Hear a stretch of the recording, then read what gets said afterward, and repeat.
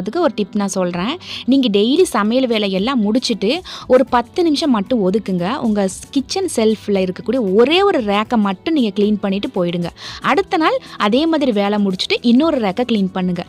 இப்படியே ஒவ்வொரு நாளும் ஒவ்வொரு ரேக்காக பண்ணும்போது அது எப்போவுமே க்ளீனாக தான் இருக்கும்.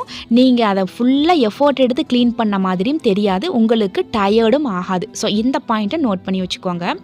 அதே மாதிரி தான் நம்ம வீட்டில் ஒரு பொருள் முடிஞ்சிருச்சு அப்படின்னா அதை கம்ப்ளீட்டாக கழுவி காய வச்சு அதுக்கப்புறமா ரீஃபில் பண்ணிக்கோங்க. இப்போ அரிசி இருக்கக்கூடிய ட்ரம்மில் ஃபுல்லாக அரிசி காலி ஆகிடுச்சு.